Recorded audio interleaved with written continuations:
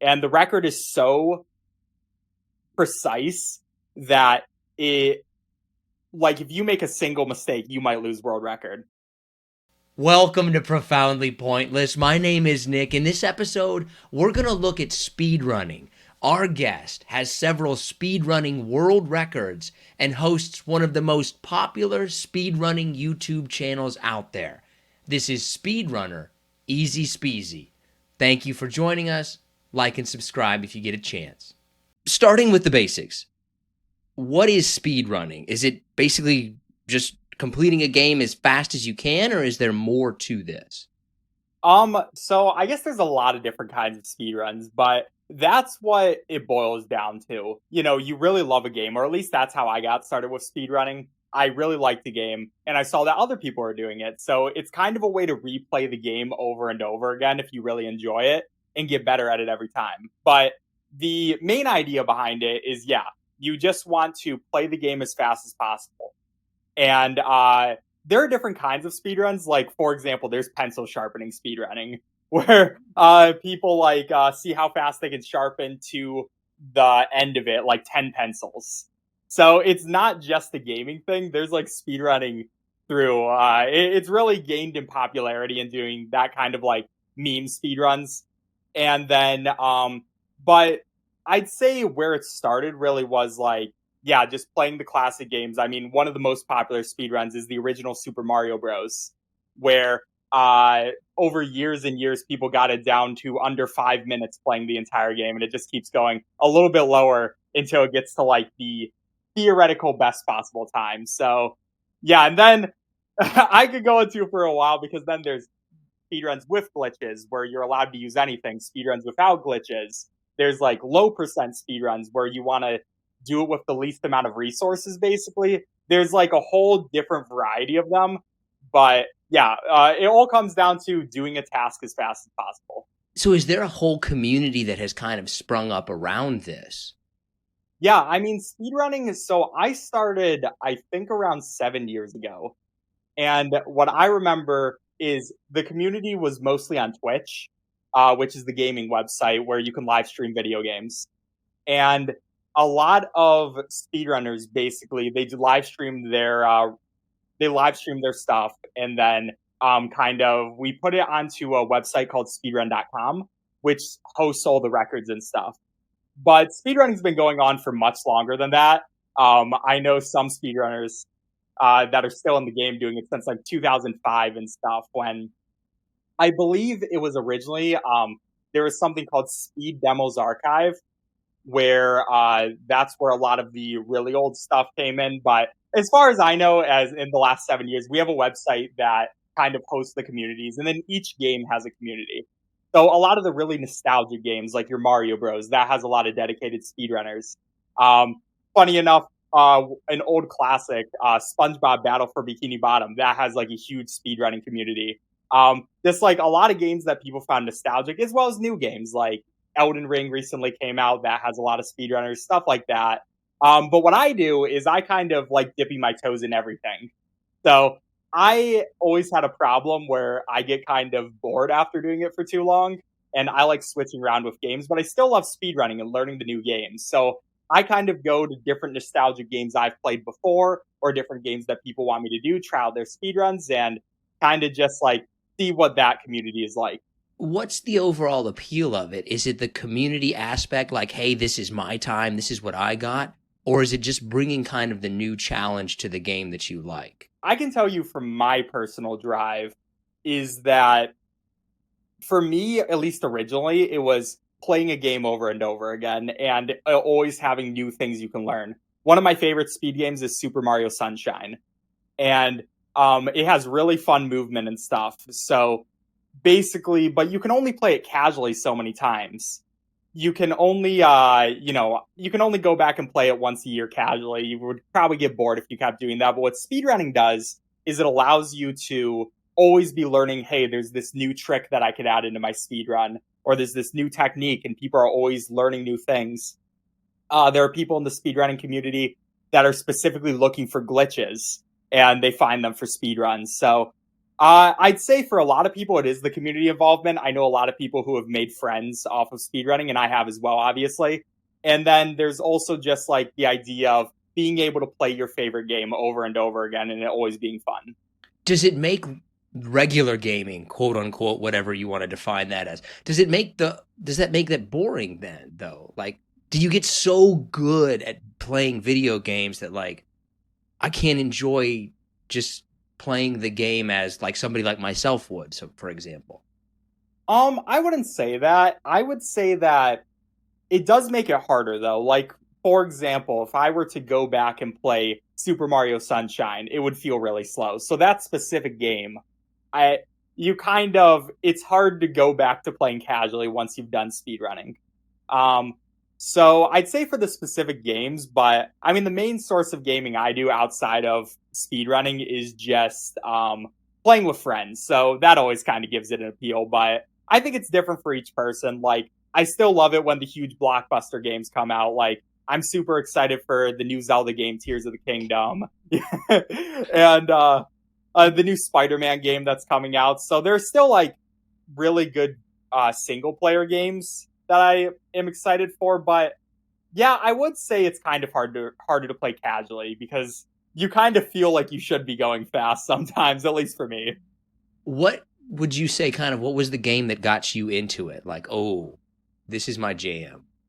So basically, what happened was I learned about Twitch like 8, 9 years ago. And one thing I wanted to do when I was a kid, I was a freshman in high school. I was doing YouTube before that, but then I found Twitch and I fell in love with the idea. And I started playing Binding of Isaac. And through Twitch, I found out that people actually did speedruns of it. And I was like, well, this is really cool. And to be honest, I was like, wow, people get good viewership on this. So I want to give it a try. So I gave it a try, ended up loving it, even though I wasn't the best at the game. But I just ended up loving, especially with Binding of Isaac. It's a game that is really good for speedruns because you have to adapt to so many different things happening. If you don't know the game, basically it's this roguelike game where there's tons of different items you can get, and each run is going to be different. So you can get the items, you have to adapt to what you get out of that game. So that's kind of the, very surface level explanation of the game. But then Undertale came out. I got into speedrunning that. And like I said, Super Mario Sunshine. And then after that, I kind of took a break from it, but eventually came back when COVID hit. So that's definitely, I would say that Binding of Isaac is still like, it holds a good place in my heart because it's what got me into speedrunning. And I love watching speedruns, especially. I've always been impressed. Like the few times I've seen somebody like beat, I can never remember what's the Mario one with the pipes. The one that well, that's a stupid statement. Right? Well, they all have pipes, right? But the one where you could jump over and then you could run across and you could go down and then there was like you could warp to different worlds. That was like the first one that I saw. It was like, holy crap. I think that is the original, yeah. That's the well, original. There is also 64, but 64 has less pipes and stuff, so. When did you start doing this professionally?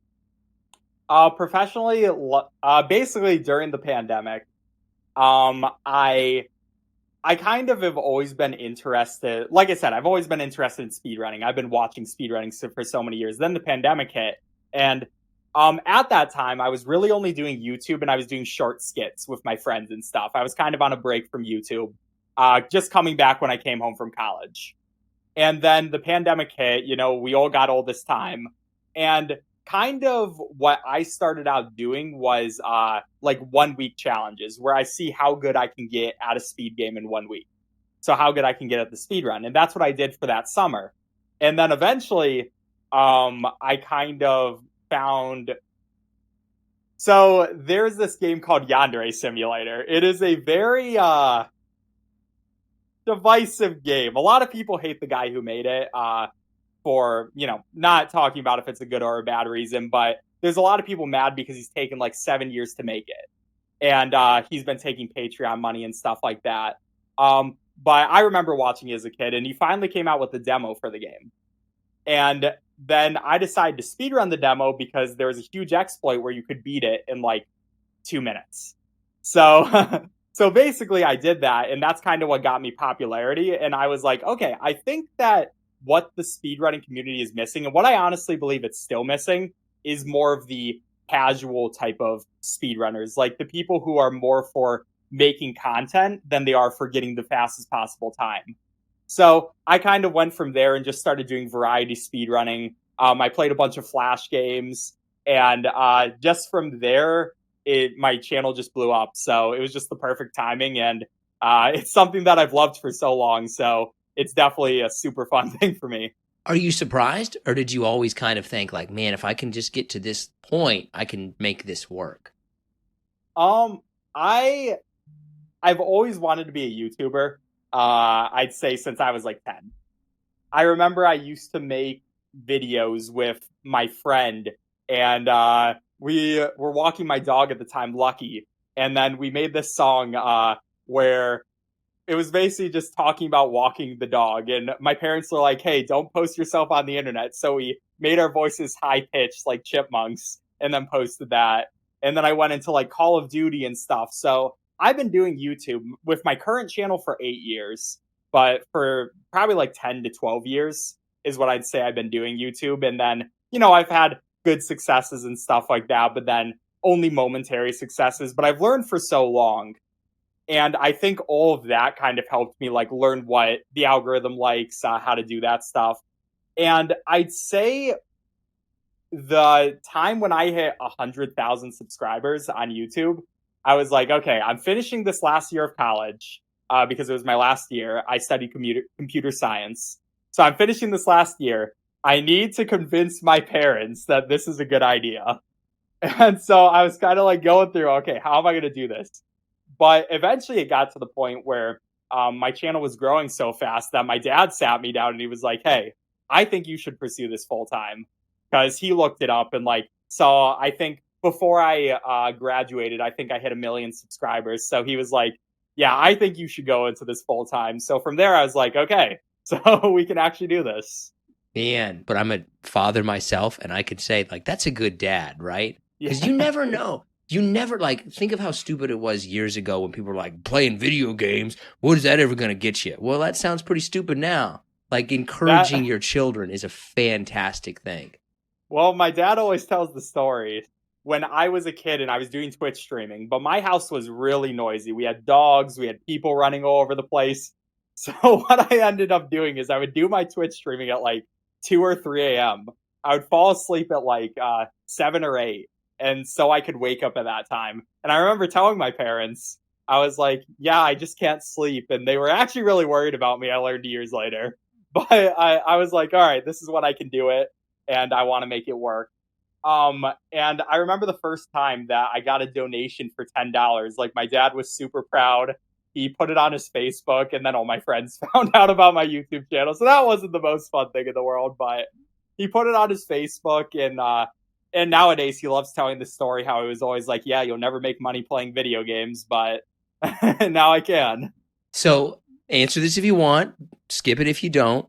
Is this a lucrative career? Could you Um, do this long enough to be like, I'm good?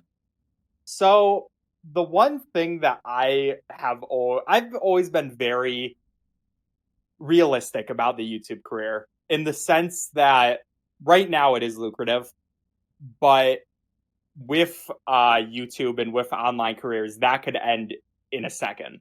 Like a year from now, I could be getting half the views I'm getting right now. And I'm very prepared for that. And like, I know that could happen. So right now it is, but I am always like kind of preparing for the one day where it might not be. And so I have money saved up. And like I said, I have my college degree in computer science, or I have other things I want to do. Like one day, I'd love to start developing my own independent video games and stuff like that. So the hope is that I would love to do YouTube for the rest of my life. Who knows if that's going to happen? Because, like I said, it's the internet; it can change so suddenly. It's just I'm always worried about it because you never know what can happen. The algorithm changes, and then all of a sudden, does it take any of the fun out of it for you that now this is kind of like the job?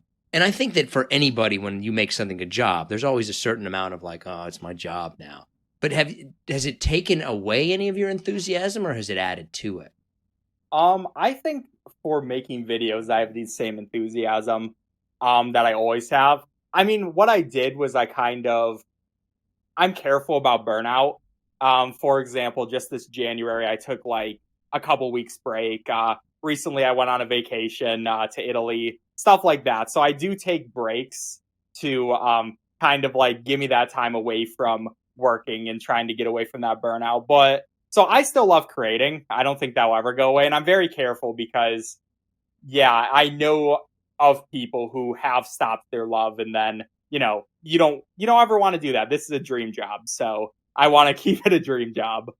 But I'd say that it kind of removes some of the fun from gaming in general, to be completely honest with you.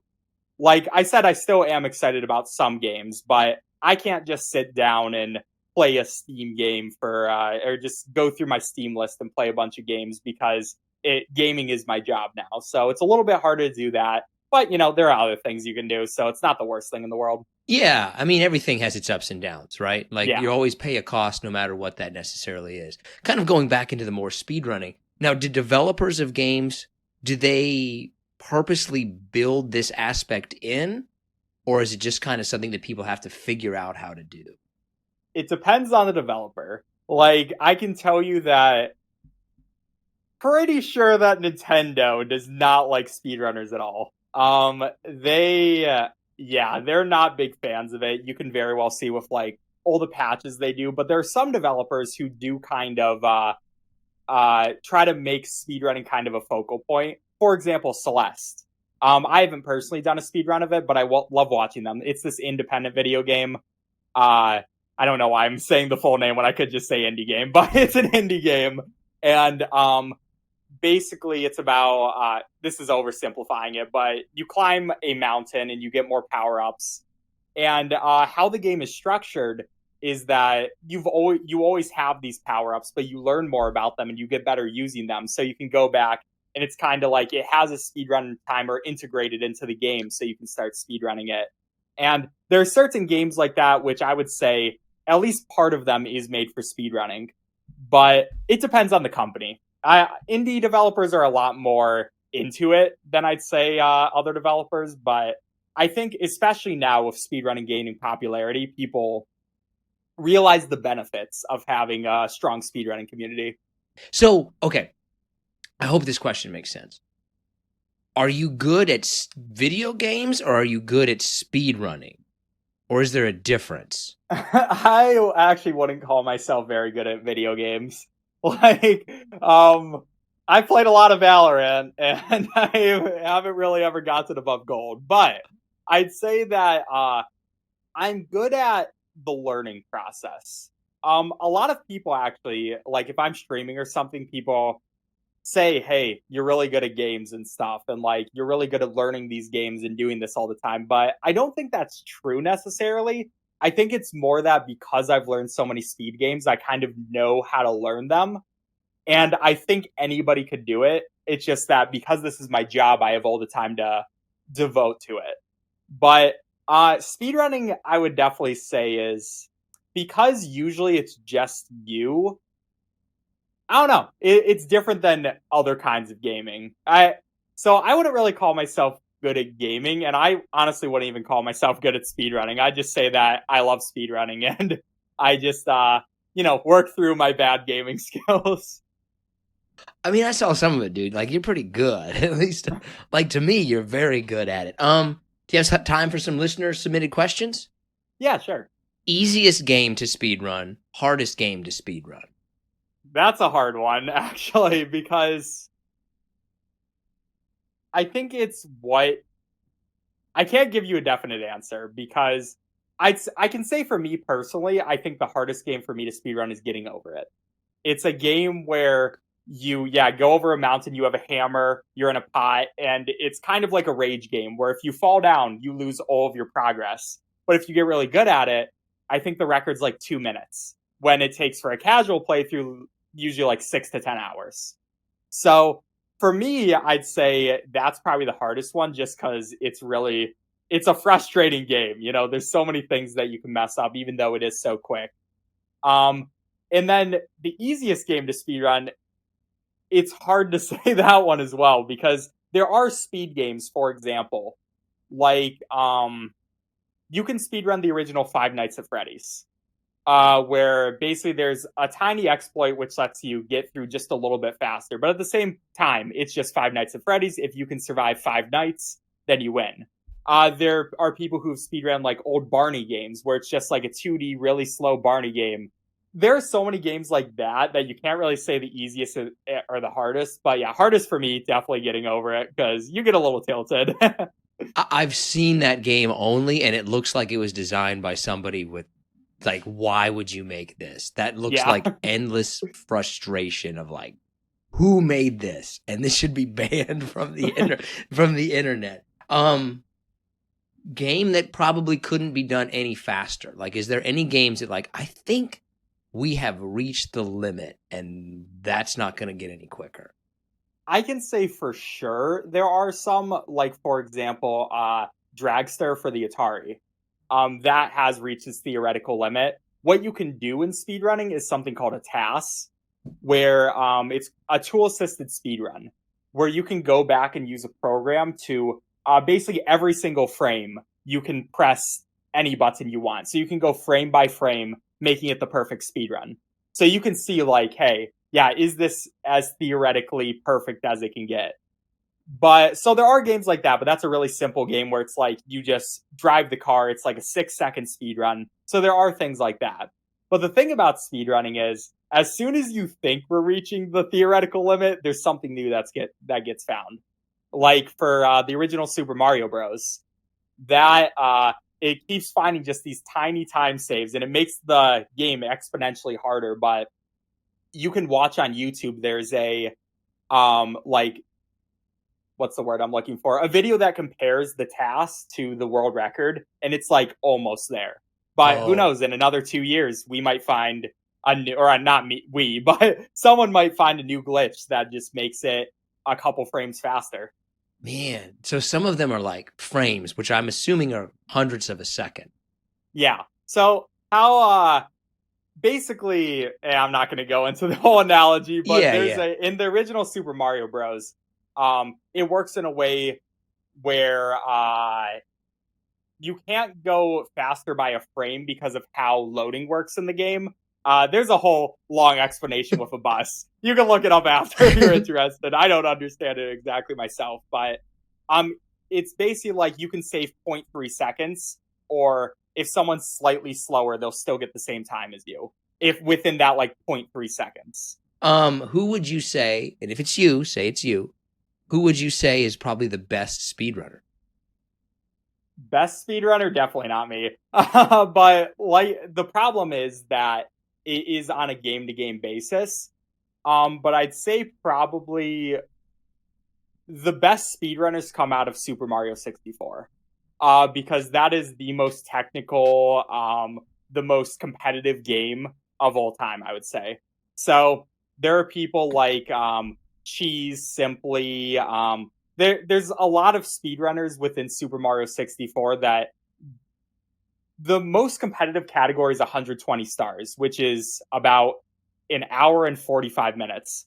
And the record is so precise that it like if you make a single mistake, you might lose world record. It's not that bad, but it's such a long speed run with so many things that can go wrong with so many hard things. So I'd say the Super Mario 64 speedrunners are like probably at the top of speedrunning. How far have you gotten into like a good speed run and then made a mistake? That happens a lot. The thing about speedrunning is you're going to have nerves, especially if you're on a really good one. What you have to do is make it to that point enough to where you're used to it. So I've had several speedruns, which, you know, they're about to PB your personal best. And, you know, you fail at the last trick that you need to do, the last hard thing of the run. So that happens all the time in speedrunning, but all you can really do is say, okay, well, I just got to make it to this spot 5 more times, fail each time, and then eventually I'll get used to it. I like this question. It's either great or stupid. how do you deal with finger sweat? Um, Like that, first, because I can just imagine, like, I got this run. Oh, those fingers are feeling a little greasy. Like, how do you deal with finger sweat? I would say that luckily I haven't really dealt with finger sweat too much, Not a big finger but sweater, huh? I know some people have like towels and stuff where in a rest period they can wipe their hands and stuff. Yeah, man. Once I get nerves going, I would just feel like my fingers getting like, oh, it's getting a little grease. I couldn't handle that stress. I couldn't handle it, man. Um, Holy Grail. And I mean that in the sense that like this would make this person the ultimate speedrunner of all time. Like, ooh, this is the biggest prize in speedrunning. Um, I would say, see, I've kind of heard this from another YouTuber, and I kind of agree. I think it was Carl Jobs who said this, where he thinks that if someone can get all Super Mario 64 records, so that's 120 star, which is all stars in the game, 70 stars, which is basically the amount of stars you normally need to beat the game, the 16 star record, which is where you do what are called BLJs to go through doors and stuff. And then there's a 1 star record and a 0 star record. If they could get all of those records at the same time, then that's kind of like the top of the top. Are there enough ways that I could do this though, where like anybody could have a record, right? Like I'm Uh, thinking, play the most recent game I played, Breath of the Wild. God, I can't wait for the new game. But most like Brave Breath of the Wild, dressed in only the radiant armor with 3 hearts, right? Like, does it ever become kind of okay? That's a little bit of a ridiculous record. I mean, there is plenty of stuff like that already. Like, I've seen a speedrun, keeping with Breath of the Wild, to there's speedruns to throw a rake in a lake. And there's multiple speedruns to die. There's speedruns to do a lot of those more obscure things. I'd say the only thing that matters is if I guess if people are interested in it. Yeah, you can make a speedrun where it's like, yeah, you have to get this specific armor, you have to defeat these bosses, this enemy, and then go defeat Ganon. But yeah, it just depends on if other people are also interested in that run. So it really comes down to how fun the run is a lot of the times. Like there's always going to be any percent, which is beat the game as fast as possible, 100%, which is beat everything. So do everything you can in the game. There's always going to be those two. This is a question then. This is why are you so popular? Why I would say I'm so popular is because, like I said before, it was kind of, I don't think there are enough casual speedrunners. What I do with my channel is instead of going for a world record, I learn a speedrun. Usually I spend around a week learning that speedrun. And then I'll make a video on it showing all the times I fail and like cracking jokes at that and kind of having more of the lighthearted attitude rather than going for a world record. So I'd say the reason I'm more popular is because it's kind of just like that. I got lucky enough to be the first person who kind of went in that direction. Um, so like when I did that original Yandere Simulator video, I was like, okay, I think there's a thing here if I keep going and branching out to other games. And I think it was just like a good, but at the same time, like I said before, there is a lot of opportunity in the speedrunning space. It is nowhere near saturated. I think and there still are a lot of people who break out in speedrunning. And I remember I recently saw a video where somebody did a speed run where they saw how fast they could touch grass in every Mario game. And it was like a really new channel and they got like 1 million views on that. So there's a lot of space in speedrunning. I think I was just like through the inspirations of people like I said them before, but like Small Ant. Um, I kind of like just found a good niche for me. Is there cheating though? I would think that somebody's figured out like a way to rig the game. There is cheating in speedrunning, but it always gets found out. Yeah, Um, you can't really cover your tracks with computers, I would think. yeah, there's always going to be something that just don't cheat. That's what I would say. I um it's always going to get found out. Like I know the biggest scandal that ever happened in speedrunning was the YouTuber Dream. And he did a Minecraft world. He got a Minecraft world record a long time ago, and or it was maybe not the world record which he cheated on, but he had whether you believe his story or not, basically how he described it was he had a mod on that he didn't think was on that gave him a better chance to get blaze rods and ender pearls and things like that, which are basically what you need to beat Minecraft. And because of that, he got some really good runs. He got exposed. It was a huge thing in speedrunning. And even though nobody found out for like a year, eventually they found out and like it got exposed. So cheating is never worth it. You're going to get blacklisted from the community, and it's not fun. Why not have fun with speedrunning? There's a guy that maybe you are familiar with this. It might be more kind of my generation than yours, but the Billy Mitchell, who was Oh this, yeah. yeah, and I think he got found out like 20 years later or something like that. But you always knew watching that guy. I was like, there's something. He's doing something. Okay. Do you think that Tears of the Kingdom is going to live up to the expectation? I'm really worried it's not. I hope so. I I don't know. Breath of the Wild was probably one of my favorite games ever. I've always been a huge fan of the Zelda series since I was a little kid.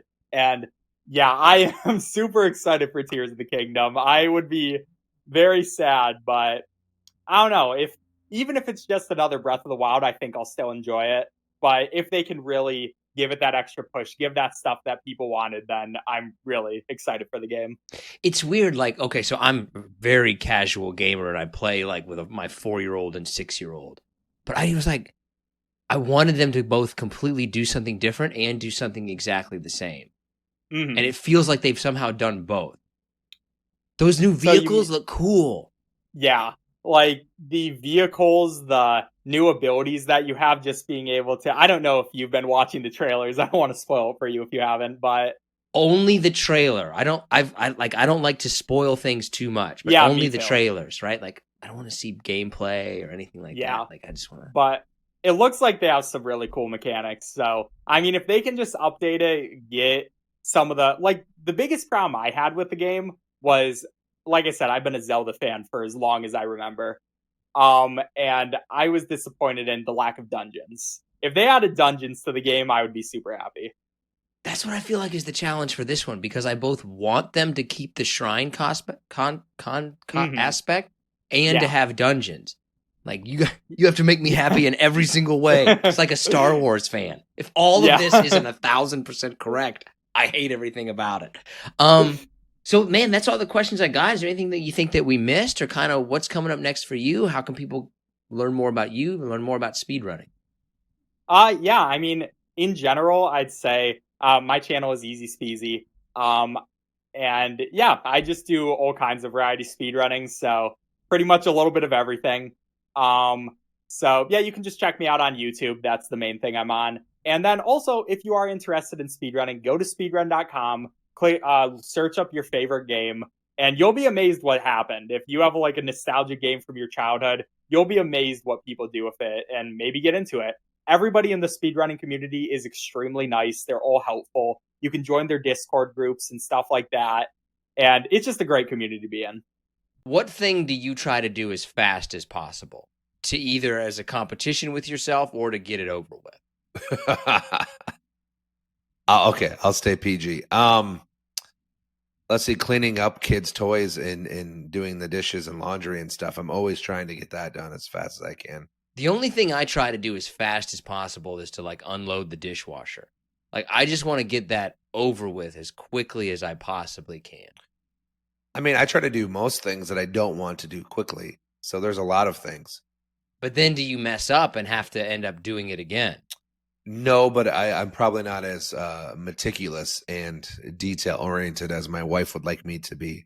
Out of every 10 things, how often do you do something too quickly, mess it up, and then have to do it again? I'd say probably 10 to 20%. That's not that high. I expected No. that you were going to say higher. I think that's a lesson that you learn in life, though. Like in your 20s, you're probably doing at 30 to 50% of things over again because you didn't do them right the first time. Oh, yeah, I would say more. You'd say more? Yeah, in your 20s, it's probably like 60% at least. It does seem to go down as you get older, that you finally learn to like do things right the first time. And I don't know why, because it's not like it really changes that much once you hit 30. It's just like a different mindset that becomes you. Did you listen to people older than you when you were growing up? Or did you basically ignore advice that everyone gave you? I wouldn't say I ignored it. I mean, I didn't adhere by most of it, but I would say I never ignored it. I just didn't choose to do it. If that makes any sense. It does. Because I feel like that's how I was. Like all of the things that I never listened to people tell me when I was younger, I am now finding myself telling my son, who doesn't listen to me. It's like an endless cycle of not being able to listen to people. Like what is the one thing you wish he would listen to that you know he just never will? I always tell him, get on him about doing something right the first time, which is the exact same thing that my family used to get on me about. And now I'm telling him to do it. We really do never learn our lessons. Like nobody ever learns their lesson. It does not surprise me that you did not listen to anybody. That surprises me none. No. But at the same time, while I should have listened to people, I also don't really regret not listening to people. I will say, as I get older, the people who were trying to give me advice, many of them had no idea what they were referring to at all. That was a big surprise, I felt like, as I got older, that when you were young, you kind of thought that adults had things figured out. And then as you get older, you realize that most adults really have no idea what they're talking about. And you were always getting advice from people who had no idea what they were talking about. Yeah, I mean, still to this day, when I'm in conversation with, just say leaders of anything, and you're like, you stop and you ask yourself, does this person really have any idea what they're referring to or talking of? I don't think that most people do. I mean, it's kind of like listening to us give our opinions about various things on this podcast. We have no idea what we're talking about. Okay, are you ready? Are you ready for shout outs? I am. I want to circle back one real fast on a piece of advice that you actually gave me that I didn't listen to, but now it's like the gospel. And that was you asked me one time on this podcast if I was a fast eater or a slow eater. And I'm pretty sure I said slow eater. And you're like, "Oh man, my children, this and that, like you'll find out someday. Your kids are still really young." Well, I can tell you that I don't think I spend more than 7 minutes at the dinner table anymore. Oh, I spend like 45 minutes, but mainly it's just me sitting there trying to wait for my kids to eat. How long does it take? Wait a minute. How long did you used to take you to eat dinner? I mean, I like to enjoy it. I mean, I think I told you probably 45 minutes to an hour and a half. How could you even take that long eating? Like, what are you doing? Like chewing each bite 75 times? Well, I mean, it was, it was just sitting down, eating, obviously, maybe having a drink, conversing with the wife. But now it's like the kids are demons. I mean, there's no other way to put it. They're demons. You can't complain about your children because their fault as a child is your fault as a parent. That's why my kids are perfect. Yeah, they are. They are. Yeah. I've never understood people who drank while eating. I separate my liquid and solids. Like, I don't start eating until I'm done drinking. Like, I'm never going to have like a couple of bites of something and then take a drink. No, I separate it out. The drinking is for before and for after, never during. I mean, drink, especially wine, if you have wine with certain kind of meats, it really can make a difference. All right, let's get ready for some shout outs. Let's see. We'll start with Carl Taylor, a good simple name to kick it off. Isaiah Ham, Scott Gizondi, Giovanni Giorgio, like the alliteration there. Giovanni is always enjoyed a good Giovanni too. Okay, cool. Robin. Can we talk about for people who are listening to the audio only version of this? John got a haircut, and the only thing you need to know about John's haircut is imagine a guy named Buzz. And that is exactly what John looks like. Okay, so Like, here, just imagine someone named Buzz, and like, there's no way if your name was Buzz Bifferson, that would be your name. Like, so, literally look up Buzz Bifferson in the Wello pages or whatever. Like, yeah, that's what he looks like. so what happened was I literally lost Vision. my voice, like completely lost it, and I decided to go to my barber, who I've been going to for years. And of course, I go there and I get a person I've never had cut my hair before, and I could barely talk. And I'm like, well, this is fucking great. So he asks me, "We doing the normal thing?" And I said, "Yeah, I would like to take it a little shorter on the sides." And I don't know what he heard, but this is what I ended up with. I literally look like a fat John Cena. God, you do kind of look like. I do. You look like Buzz Bifferson. See, the guy that cuts my hair doesn't even speak English. So I just point and say numbers. I go point. I say 3, and I hold up 3 fingers, and then I give him the finger length signal on the top, and we're good to go, man. Oh man, no, You you don't even need to speak English with the person who cuts your hair. I'm not even entirely sure. I think I know what the sides are for mine, number wise. I don't know what the top is. See, that's about being prepared. That's about taking a little time to learn a little bit about the subject, and then that's going to save you some heartache in the long run. Have a little bit of knowledge. Anyways, Robin Severson, James Ewart, Baxter Morrison. There's another good solid name of Baxter. I like a Baxter. How do you spell Baxter? B-A-X? This person B-A-X and then obviously T-E-R. Baxter. I don't know why you're making it funny, but anyways, it's a humorous name. Jason Cruz, Sam Fursey the third. Had to make sure we got the third in there. And last but not least, Andy Bruce, who also made a point to tell me that Independence Day, if you listened to our episode last week, we did top 5 space movies, and that Independence Day is not a space movie because it does not take place in space. But I disagree with that because some of it does at the end, and that's what I'm sticking with. Yeah, they're aliens and they fly up in from space. I mean, I understand you could make some kind of an argument that it's not really a space movie. Like, I kind of get it, but like, it's dealing with aliens. That particular from person outer space also was kind of against your Predator pick as well, because Predator takes place in America, or I'm sorry, in oh my god, on Earth, not in space. Oh, he has a point. They have a point. I understand what their point is. I just believe that their point is completely wrong. And if you're talking about aliens, they come from outer space, therefore a space movie. But to each his own. What was their name? Andy Bruce, longtime listener. Okay. Well, Andy, everybody's wrong sometimes, and today is your day. I can just hear him telling us to go fuck ourselves. I mean, he's kind of right, and we're kind of right. This is okay. It's all right. I mean, we'll draw the line in the middle in the sand, and we'll call it. We'll fight another day, as we always do. Hey, some people like cucumbers better pickled. Okay. Let's see. So I figured on the questions section of this, they are questions, but they're unorthodox questions. So out of these two sayings, which one makes least sense to you?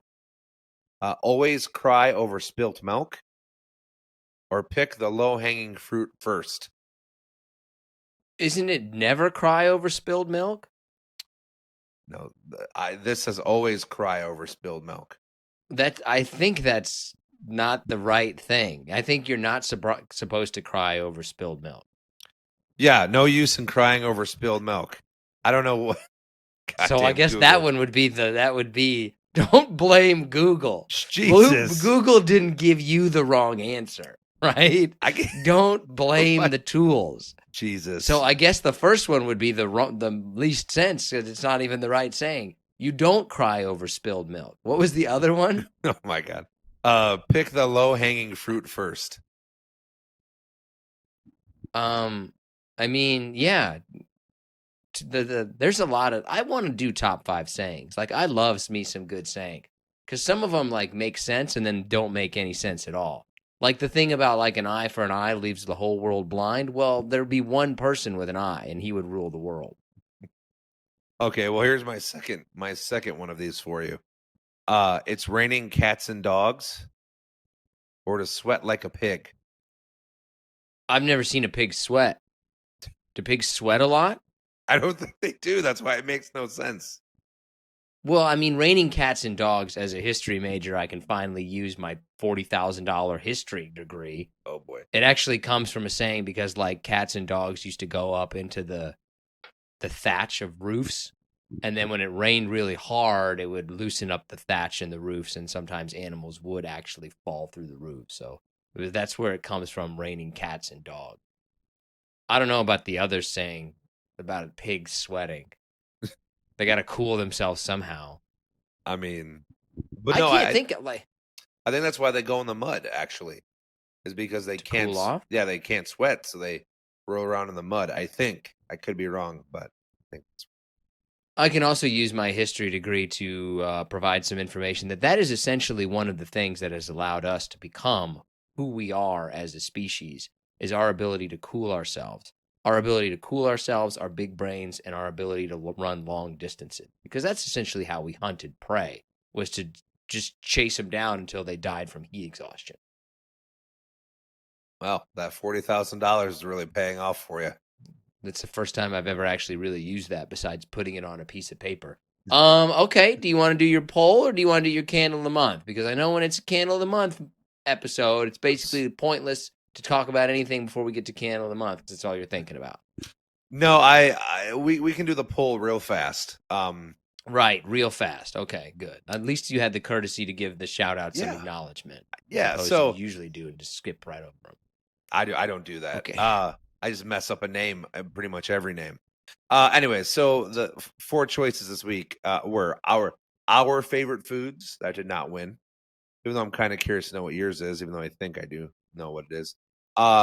Succession, the show on HBO that is being called the greatest show possibly ever.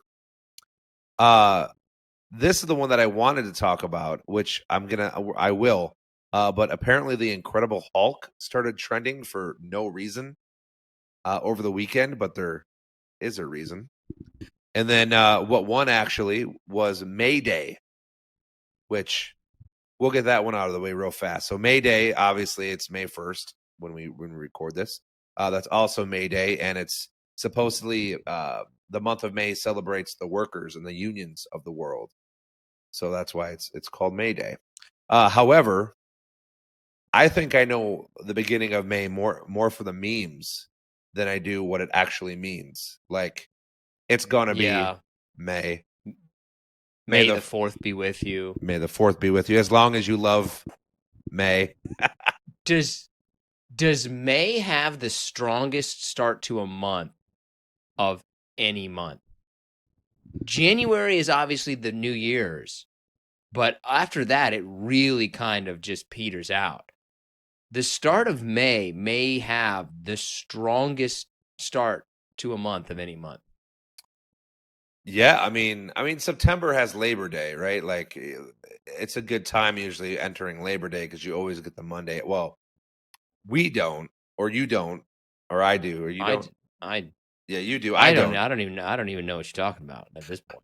No idea either. This caffeine's kicking in. I would say September starts pretty strong as well, but I think May probably still takes the cake.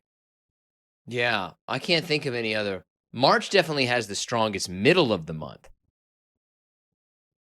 Because of You've got St. Patrick's Day, you've got the NCAA tournament, you've got the Ides of March, history major, third time this episode, I get to throw that in, and it's my birthday. There's no month has a stronger middle of the month than May. Now, no, I don't think that any month has a stronger end than March, right? I don't think that any month has a stronger end of the month than December. I mean, thanks. November is pretty strong going into the end. It's not Christmas. It's not Christmas. No, it's not. Yeah, and it's New Year's technically, because I always considered Yeah, the Christmas. So this is what I'm going to go ahead and say. I think May has the strongest beginning of the month, March has the strongest middle of the month, and December has the strongest end of the month. I mean, July's okay for having like the middle because like that's obviously like the middle of summer. Best weather usually, there's it's not necessarily holidays, but every weekend you're out doing something. So I'd probably pick July as having the best middle month, being the best Wow. middle. Well, that's just completely wrong. But that's okay, Biff. Bi- That's okay, Biff Buzzerson. Yeah, leave me Biff. alone. Anyway, so the Incredible Hulk started trending, not because there's rumors of a new movie coming out, not because Mark Ruffalo tweeted something, or the other guy who starred in the one like back in 2004, Eric Bana. Or Edward Norton. 3 people have been the Oh, Incredible Hulk. ooh. 4 people, Lou Ferrigno. And I would make the argument that Lou Ferrigno is still the most recognizable Hulk that there ever has been. I think he's probably second. I think the Mark Ruffalo guy would overtake him. Wow. Okay. Yeah, but I that show was like 50 years old, man. Yeah, but I still feel like people. I don't know, when you think of Incredible Hulk or the Hulk, you think of you know Lou Ferrigno with all that green paint on his body and just jacked out as hell. All natural strength. Absolutely. Anyways, so and all those thoughts, it ended up being what caused the Incredible Hulk to trend was a viral post about what the results of mixing Hypnotic and Hennessy did. Apparently, they turn into some kind of murky green liquor that will knock you out. And apparently, it trended, and there were some videos of people doing a couple of shots of this of the mixture and basically passing out. So that's why the Incredible Hulk started trending again. Wait, you pass out like no matter how much you've had? Like you have one drink of this and you're done? I mean, that's the couple of videos I saw. I think they're. I mean, it's just a shot of Hennessy and Hypnotic. I mean, we've all had stronger things. I'm not saying that isn't strong, but I don't think one shot's going to knock you out. It's not like drank though. No, or 151 or absinthe. Oh, But you know what like drank is? There's some cultures within the United States that like drank. It's like alcohol and cough syrup, I think, mixed together. Or yeah, something like that. that just doesn't. That's never sounded enjoyable to me. Out of all the shit I've drank in my life, I've never really wanted to mix drugs with other drugs that much. Like I'm okay with drugs. I don't like mixing my drugs with other drugs. I like to keep my drugs in their own lane. Okay, are you ready? Let's do your thing. You ready? You I, excited? I was born to be the candle connoisseur. It's what I live for. Okay. It's time. The outlaw candle connoisseur rides again. Sweating like Candle of the month. sweating like a pig over here. All right, so this one was actually given to me, and I was a little skeptical because unlike all the other candles that I've said in the past 2 years or whatever since I've been doing this, this was actually this only comes in a 3-ounce size, but it's awesome Okay. and it's amazing. So, what do most candles come in? I need a little bit of context here. Well, I mean, a lot of them come in 20 ounces, 36 ounces. I mean, they're made to burn for 30 hours, 40 hours. They're 3 wicks, they're 2 wicks. This is a simple, I think it's a 12-hour burn. I think I might have actually gotten a little more out of it, maybe 16, but still. It's a 1 wick. It comes in a little container. It's just simple, but maybe that's what you need sometimes, it's simple. So, first off, it's made by Mrs. Myers. Can head over to mrsmyers.com. Look up the lemon verbena tin candle, and you will not be disappointed. Lemon verbena it's awesome. Obviously, we're in May now. You're gonna get strong hints of lemon. I don't know what the fuck verbena is, but I'm gonna say that smells delicious too. And it just all comes together for an amazing 12 to 16 hour burn.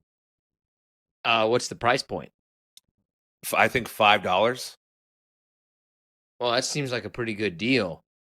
Wait a minute, though. Is that expensive for that size of a candle? I mean, what I'm gonna It's say the price per ounce. It's a price per ounce. I mean, what is it? 3 ounces, so $5. So would that be like $1.25 an ounce or something? I don't know.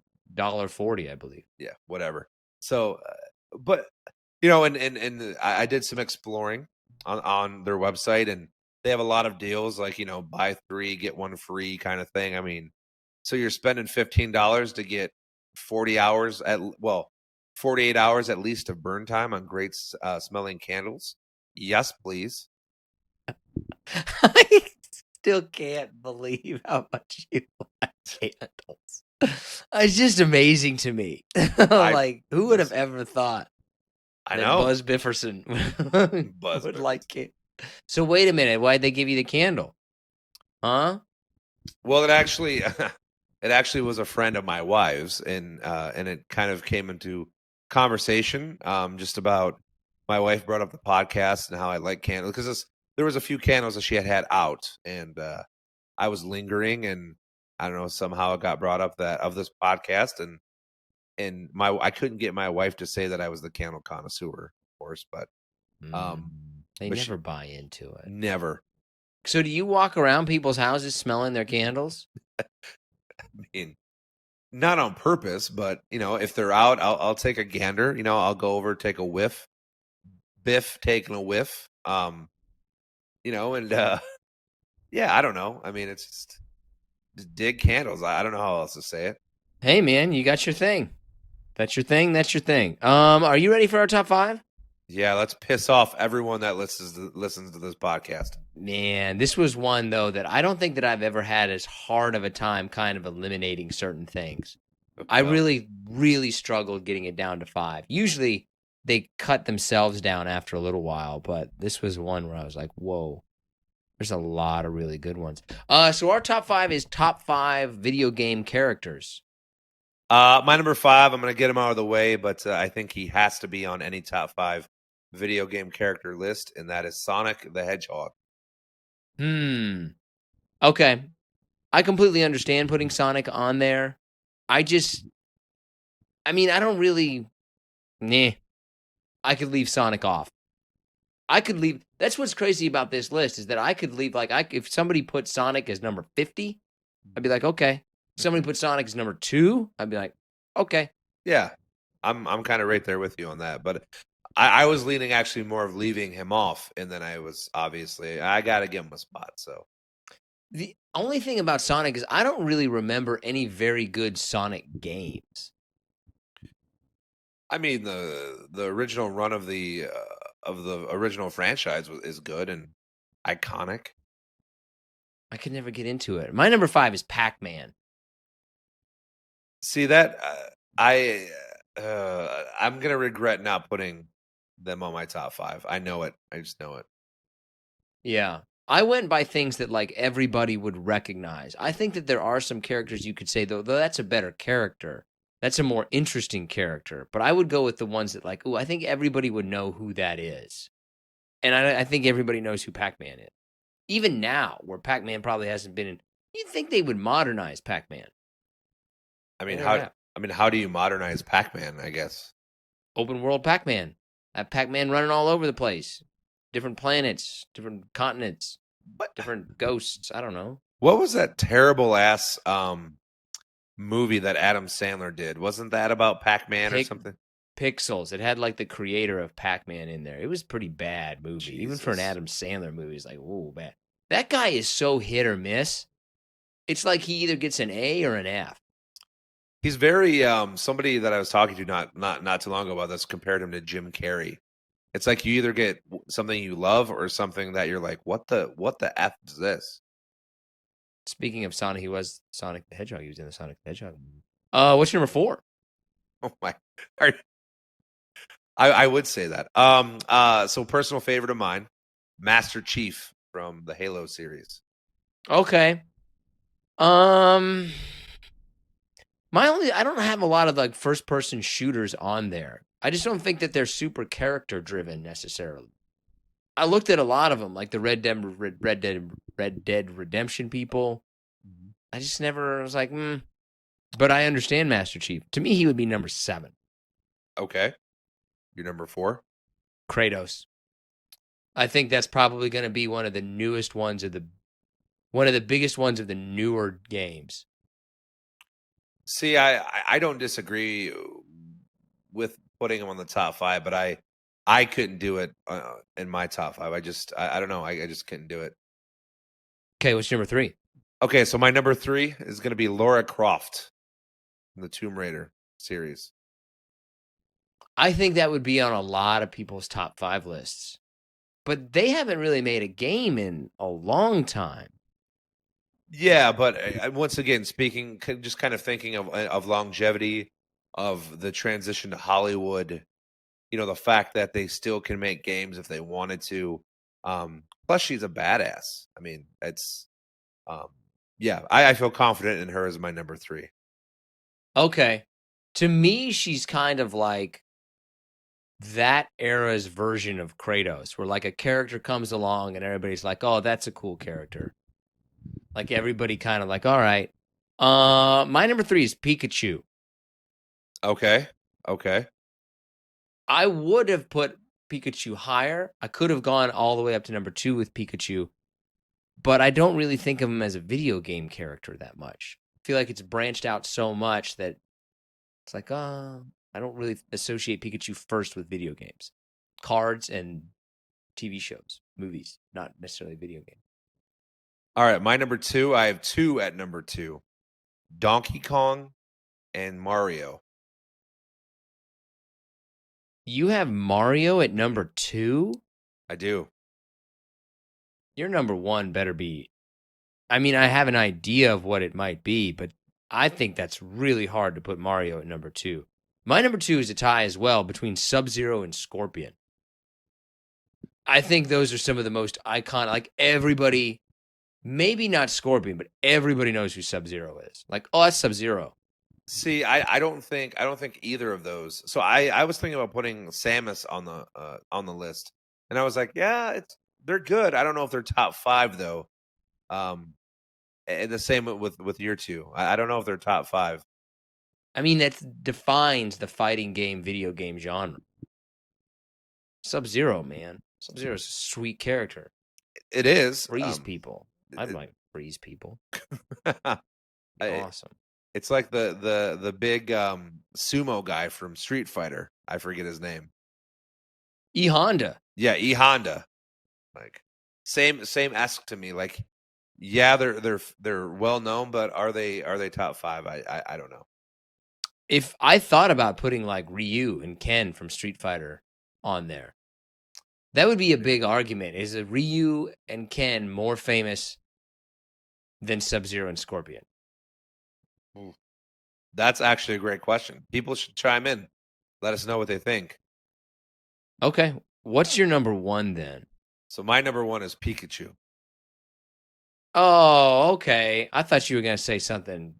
No, I have like something else, but I could go with Pikachu. I mean, I know Mario is the easy number 1. He probably should be number 1, but personally, and I think Mario and Pokemon are I mean, interchangeable in terms of their fandom and how popular they are. Yes, Super Mario kind of changed the landscape of video games, but it's hard to argue that like Pokemon didn't change the landscape of that kind of video game either when it came out. So I think it has to be Mario. I mean, I can kind of understand the idea of putting Pikachu up there, but I think that ultimately it has to be Mario. He's a stand-in for video games as a whole. I'm going to get some shit for putting him in a tie with Donkey Kong, I'm sure, but I'm confident in staying with it. Donkey Kong isn't. Okay. Go ahead. I'm surprised that you didn't have Link anywhere in your top 5, Mr. Zelda. I love Zelda, but I couldn't put Link in there simply because I don't think that I would be willing to bet that half to 75% of people who play Legend of Zelda don't realize that Link is not Zelda. That Zelda is the princess and Link is the person that you're playing. I think that really holds Link back. If if Legend of Zelda was about, if you played as Zelda in The Legend of Zelda, I think I'm not making any sense, but everybody knows what I'm talking about. Then I think that you could put that much higher. But that's kind of like the main character isn't associated directly with the game. I my would opinion. I would agree with you. Okay, let's do this because I bet we both have big honorable mentions. So when I give an honorable mention or when you give an honorable mention, give me like the range where you would put them, like 1 to 5, 5 to 10, 10 to 15, etc., etc. So you go ahead and give me your honorable mention. So Luigi. Oh, he's top 10. Yeah, I would put him in top 5 honorable mention. Yeah. Okay. Am I just going through the list? Are we going back and forth? Yeah. No, let's go through the list. Marcus Phoenix from Don't know Gears who of he is. War. No? All right. Well, I would put him probably top 15. 25 up. 25 up is what I'm going to say with that person. If I don't know who they are, it's automatically 25 up. Jesus. Nathan Drake. 25 up. Last of Us? Uncharted. Uncharted. Yes. Ellie from The Last of Us. Yeah, that's just not a game that I've ever played, but I know that's a famous game. Samus. I don't think that that's one of those things too. Like, I don't think that's a pretty, I could go top 10, but I could also go top 15. I would accept anywhere between 5 and 15. Let's see here. This is kind of easy, but I'll just pick a couple of them. Princess Peach and Bowser. Bowser higher than Princess Peach. Bowser in the top 15, Princess Peach top 25. Man, really? I might put Peach top 15 at least. Duke Nukem. Depending on the age, man, but that could be a top 15. Definitely top 25. All right, let's see. I have so many. I'll end with these two. Crash Bandicoot. Other people, I think, would put that very high. To me, that means nothing. Actually, I'm gonna finish up with two more because I want to get your opinion on the last one here. So Ratchet from Ratchet and Clank. Top 25. And then 25 to 50. 25 to 50, actually. I don't even think I wrote this down right, so I'm looking him up so I can say his name right. But Parappa the Rapper, remember him? Parappa the Rapper? Parappa the Rapper, yes. Strong honorable mention, but probably not in the top 100. I remember that game, Parappa the Rapper. Okay, yeah. Let me see if I'll give you the ones that... Chun-Li. Street Fighter? Street Fighter. Chun-Li. I mean, the fact that I guessed it right, I'll say top 25. Zelda herself. Not Link. Zelda. I mean, you're the name title, you get top 10. Ooh, Kirby. Top 300. Fuck that thing. Yeah, but it's pretty fun when you actually get to play that game. I have Ryu and Ken from Street Fighter. Top 40. The bricks from Tetris. I mean, the top 5 if we're going the bricks. Yeah, Mega Man. Top 15. Yeah. I don't have any other characters that I can think of. I mean, we went through a lot of them. I'm actually kind of proud of us. Yeah, we did a pretty good job, honestly. We should probably just stop then.